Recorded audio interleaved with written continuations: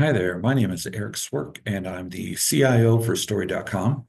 Today, we're going to talk about capturing family stories, and I'm going to show you some different ways and sources where you can widen your range of types of stories and content that you can add to your family tree or historical record work that you're doing. So, we've got a lot of stories to go over, and I'm going to start with Christmas cards. We'll go ahead and get started with Christmas cards. Now, Christmas cards often include a photograph, which is great when you're capturing family stories or attaching people so you can see them as they're growing up or getting old or however you want to look at it. And it's also wonderful because you can see writing styles, you can see their actual handwriting, which is wonderful, and signatures and things. Those are interesting, very personal things to your family members that you can capture. And what I'll do with Christmas cards is I'll scan a front or back or letter if appropriate, and I'll put a note of what I know or thoughts that I have of information on it at the time, and I'll do a transcription of it, and then just tag the people that belong to it that are in my tree, so that way it's attached to them, and then it gives you this wonderful little story vignette that you can create with your family just from having a Christmas card. So that's easy. Everybody's gotten a Christmas card at one point or another, so you can start capturing them in your tree, and they're wonderful to pass on for future generations to find. The next one we're going to go over is letters. Letters are wonderful sources. If you don't have a physical letter itself, but you have a transcription that's happened, which is in this case is what happened to me, where my cousin actually received a letter, and it was wonderful, detailed information about my great grandmother's young childhood growing up. There was actually a series, I believe, of 8 pages in the letter. So this is the first page, and we'll go into wonderful detail. And I include a photograph here of my great grandmother. You can see her when she's about these. Is when people write letters, it's not as easy as it is today to just voice to text or record a video message or an audio message or even type on a computer. When you write a letter, you're really focused on what's important and what's important to you at the time and the message that you're trying to get across to the other person. And I think that's what makes letters so great for storytelling, even though you're not the author and you're not the one telling it, being able to capture that. And you and later on people that discover what you shared in your family tree and attach to people, they'll get a closer connection. They'll understand more of their family bond. They'll understand where they came from. They'll understand who their ancestor was in a clearer picture instead of just being a thumbnail on a tree on some website somewhere. They actually are more of a human being. So letters are wonderful. Next one is obvious, not obvious. This is a story called Turn the Photo Over. And what I always tell people is you have all these great photos in these photo albums, but it's really awesome when you take the time, if you're going to digitize them or if you're going to take a picture with your phone, if you can pull that photo out and turn it over, you'll never know. You literally never know what you're going to find in the back of that photo. So here's a great example. It's just a photo of a house. No idea whose house that is. Nothing written on the front of the photo. There's no date. There's nothing there.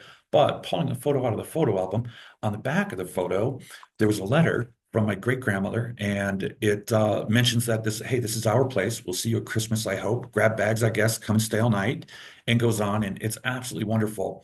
And what that did is that actually reminded other aunts and cousins and things that knew her and spent time with great grandma and Marvin when they were still alive, going and visiting their house, and they would always stay the night, and it would be a big family affair every time something happened. So the back of that photo and the message on there, sharing that with family, here it is, just a simple photo of a house, and all I had to do was flip it over and get all this information pulled off, and then family just started to pour in everything they knew. So it was absolutely wonderful. So look at the back of your photos. Please look at the back of your photos. The next type we're going to go over is a family history book. Now, this, for example, is one of my family history books, the Wagner family line in my family. And it's chock full of information. It's, I don't know, 70, 80 pages long, or 170, 80 pages long. But there's wonderful, wonderful family tree information. There's what did people do for a living. There's Bobby fell down and broke his leg in 1872. There's all kinds of detailed information you can get out of family history books, autobiographies, things like that. So if you have the ability, you can scan those into a PDF form. And when you do that, you'll see how it says PDF here. When you do that, you can attach that PDF to the story, and then anyone that you share the story with, or you want to come into your family tree, you can click to download that PDF, and you'll see you can actually download and open that PDF to use it or share if you'd like, or you can view it in the viewer, which is very interesting if you want to read through the information. But those are stories. So without having to go into detail with page by page, and don't get me wrong, you absolutely can if you have the time and energy. You can do that. Or in my case, all the stories that would come into it is what I did. And then I attached the PDF scan to the story itself. So if anyone wants more information that comes down the line, aunts, uncles, cousins, grandkids, great grandkids, people I'll never live to see because they're so far down the line can discover this and they'll have access to all this information. So family history books are wonderful, but they don't do a lot of good when they're on your shelf. So if you can get those into a story and attach them, they're great to have organized and saved for future generations. Okay, the next one we're going to talk about are online obituaries. Now, online obituaries, basic facts, essentially make up a short story. Sometimes you'll find maybe there's a photograph associated with it, there's condolences associated with it, which will give you a little bit more insight into who that person was, or what they did, or where they worked, or what their education was, military backgrounds, several different things.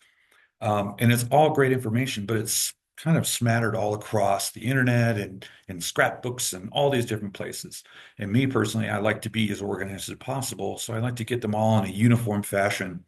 So if I do find an online obituary, I'll grab it, drop some information about what I know about the person, transcribe the obituary, and if there's a photo along with the element obituaries, in many cases there's not. It's literally just birth, marriage, death, things like of that nature. But if I have photos that are associated with this person, like I've got here he is right there in his awesome Indian motorcycle, I'll attach that to the story as well. So not only do you get Uncle Richard's obituary, this cool, I call him cool guy, right? He was a really cool guy. He was a super cool guy. Not only do you get his obituary, but you also get a photo of him that's a little bit more interesting, and you get links directly to relatives and things like that. So that way, it's not an online obituary that is a road to nowhere. It's assembled in my tree, and everyone else associated with them is available and linkable, and everyone's tagged in the story. So I'll be able to keep track of it. Okay, the next one we're going to go over is one of my favorites. I love to eat, and it's family cookbooks. So we have a family cookbook, and it's a mix of stories and remembrances of people that either cooked the recipe, made the recipe, or something associated with that recipe that somebody remembers that they shared, which are wonderful stories. So if you're ever making a pie in the kitchen with mom or dad or whoever, and they recount a story about anything associated with that food, that is a wonderful thing to capture the recipe itself. And you'll see here, I have the story of my another great grandmother on the other side, on the Swerk side here. And that's actually my grandfather as a very, very, very little baby. And it's a story about a recollection my grandmother had. And she captured the story, or excuse me, not the story, the actual recipe that my great grandmother used to make homemade Polish sausage. So I was able to put that in a recipe format, capture the story, capture the recipe, and also include a wonderful photograph. So I can see great grandma and I can see grandpa there when he was little. And it makes just a wonderful uniform story that's consistent with all the other types of stories. So you'll hear a theme that I'll go over kind of repetitively, and I'll recap at the end as well. But you'll see we've talked about letters, we've talked about postcards and Christmas cards, or um, things like that, or recipes, photographs that you flip over. It's nice to have all that stuff coagulated together and have it in a uniform format. So this is a good example where you can see we've switched gears completely to a recipe, and yet it's still in a nice, consumable, clean format that's organized and links out to people in my tree. So social media posts and groups. So this has been very, very helpful to me. If you have a group, whether it's on our website or another family history website or a social media platform, as Facebook or Instagram or whatever the next gram is or book is, and you have a family group that shares photos or family genealogy information, there is absolutely a treasure trove of information out there. And it's not on the website itself, it is the people that are involved in that group. So to go a little bit further than that, I'll show you here. This is actually a postcard for a fishing resort up in Minnesota. And I saw it and I thought, that is so cool. That's a really neat postcard. And then I realized that's my grandfather on the postcard. So somehow my grandfather and my great uncle and one of their friends, you'll see, made it on this advertisement postcard for some place. And then on the back, there we go. We turned it over. And what did we learn? We see all the people listed who are actually on the postcard. So somehow they made it on some marketing postcard. And it turns out that they were friends with the owner of the fishing resort. And I didn't know that. I just was like, this is really cool. Grandpa was on a postcard. I had no idea why. So what I did is I went to one of my family history groups and I posted to my family. I said, hey, here's this postcard. What is Grandpa doing on this? Tom's Resort on Cass Lake, Minnesota, advertising postcard. How did, what is he, a model? What is it? It seems silly to me. And then I got all these responses of, I learned about how he was his friend. I learned about how they used to go on vacations up there from Chicago all the time. They drive and it was 700 miles and, all the kids would recount fishing stories and things like that. I learned the guy that owned the place, played for the Chicago Cubs, which was really cool. And it was related to some mobster in Chicago. And it was just all this crazy information came out because I saw this postcard and I asked the question. I didn't just go on the back and go, oh, here's a postcard and here's some names and marked it. And I was done with that. I reached out to family that I knew would remember or was alive at a time when there might be stories that could be retold about this. And I asked the question. So don't be afraid to ask the question. Always post in your family groups. People love to remember things. They love it's like winning a game when you get to remember something and be able to share something to pass on like a 14 horsepower outboard motor that my uncle still has that was driven on this lake that my grandfather used to use on his boat. So wonderful information you can get from leveraging social media and group posts. Okay, next we're going to talk about keepsakes, possessions. Dare I say antiques? Some of us are antiques. Uh, so it could be an object, it could be anything. It could be, in this case, this is. I was going through a box and I found this old Cracker Jack toy. So this is actually very small, but I found this old Cracker Jack toy, and it just reminded me of Cracker Jack boxes and how I loved Cracker Jack prizes when I was a kid. And then that led me to think, man, where did I pick this up? I must have got this in an antique store or a yard sale or an auction or something sometime.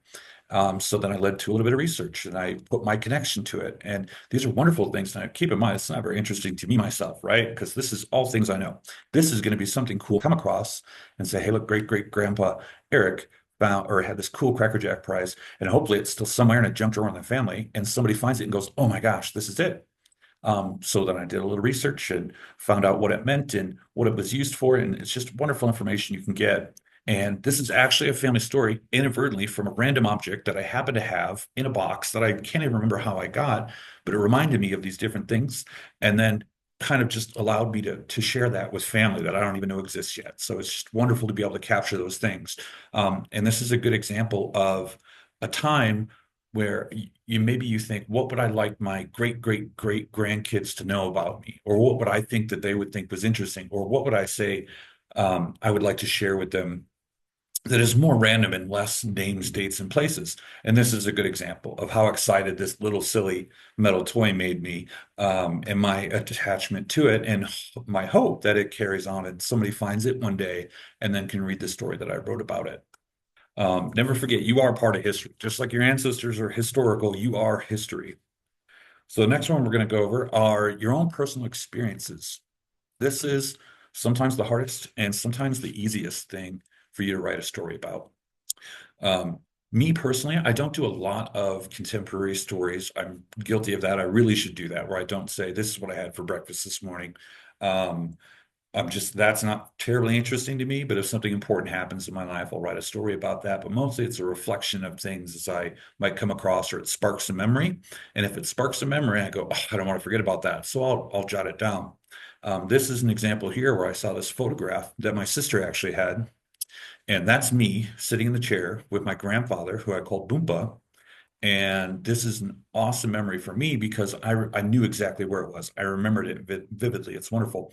So this was in October of 1987 when he took me to see the Ringling Brothers Barnum and Bailey Circus, which was absolutely amazing. So this was an opportunity for me to take my own personal experience with that flash of memory and recollection of smell and sight and sound and all those things that happened to me, and be able to just put those to words and articulate that so it can be captured later on. And like I said before, grandkids, great grandkids, and so on can find this wonderful stuff and go, oh my gosh, great grandpa Eric loved the circus. He thought it was so cool. And here's a circus he went to, and this is, the acts that were happening at the time. And they can find photographs of that. Or they can just look at how silly I looked in my, gosh, just terribly ugly sweater, apparently in 1987, that I decided to wear. But so this is a wonderful experience. And for me, this is a good example. Use your own personal experiences to tell stories.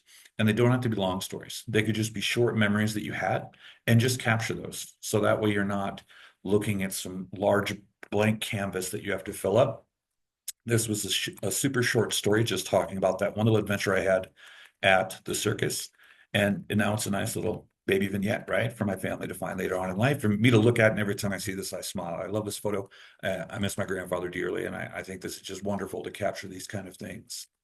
Okay, next one we're going to go to. Bear with me, we're almost done. Newspaper clippings. Obviously, newspaper clippings are chocked full of stories. That's where a lot of obituaries are going to be published. You'll find your obituaries, you'll find sports scores that are interesting to you, whatever it happens to be. But newspaper clippings are wonderful sources of stories, and they actually write themselves. They've already been published, so it's really easy to do. So you'll see here, this is actually a great great grandaunt of mine, and it talks about when she had her 100th great grandchild that was born, which also happened to be, I believe, the first baby. They called him Mr. 1959 because it was also the first baby born in 1959. And it was awesome to find this article, see a photograph of her. She's so sweet, and write a little bit about the milestones or things that are noted in the article, and then transcribe the article so that way people can find that later on and have a little bit better vision of who she was and who she was involved with. And there's her husband there, great grandfather. So it's just wonderful to find these old clippings. If you can find them with photographs, that's great. If you find things that are just text-based, that's also great, because there's all kinds of wonderful information you're going to come across in those. Sometimes it's just fun to see when somebody got pulled over for hot rodding, or or do, doing things they shouldn't do when they were young kids and getting busted back in the day. It's really kind of interesting. Another thing I want to go over are audio files. Um, so it's pretty neat. My grandmother told this story, and this story was called Scatterbrain, is what I titled it, because it's a song that they used to sing. So she shared this whole story about how they would drive in this car, and um, in 1939, and they would be bouncing down the road, singing the song with my great grandmother, and all her little sisters were, sing along in the car. And I thought, that's such a wonderful little short story. There's my grandmother; she's so cool.